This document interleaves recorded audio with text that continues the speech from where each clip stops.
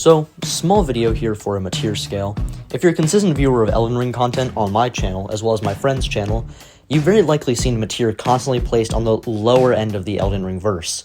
So I'll not only explain the reasoning behind that, but also give a more fair critique of her power than the ongoing downplay on our channels portrays.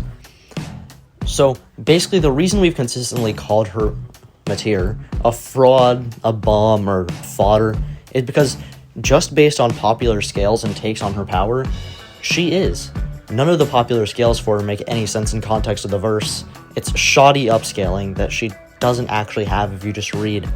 People scaling her to the Elden Beast just based on having a similar position or both being vassals of the Greater Will have to actively go out of their way to disregard context and disingenuously argue something that isn't consistently backed within the verse.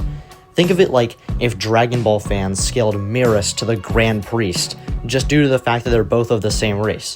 It's garbage. It makes absolutely zero sense, but that's effectively what the argument relies on. Not any actual narrative, not any statements, not any feats, just that they have similar origins and fill a similar role.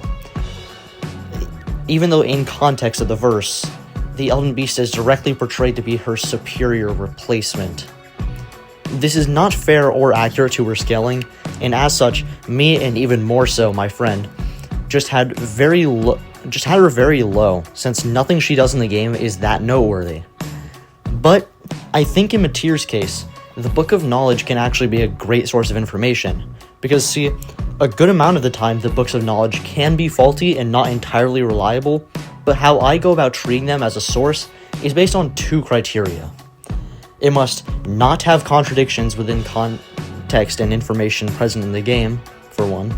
And this should be a no-brainer considering if there are contradictions, then obviously the game takes precedence over the books of knowledge, as they're just a second-hand source. And for two, it must be in line with the narrative or portrayal of the respective characters and topic. So essentially, no outliers. A great example of this would be Rykard. Rykard is a decently strong demigod in the game, and while not shown to be the strongest by any means, he's shown to have great potential, which is his strongest point consistently. But no, the Book of Knowledge completely disregards this and basically just says Rykard is the strongest demigod by a mile. It was closer to godhood than anyone else.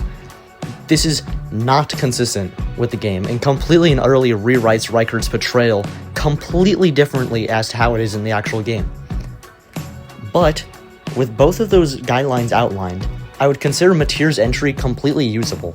The scales it presents us with are just effectively the fact that, for one, she's a somewhat difficult opponent for a Tarnished who I believe to be post-Mountaintops, but pre-Farum Azula, and as such has slain all of the demigods aside from Ranni, Mesmer, and Miquella at this point.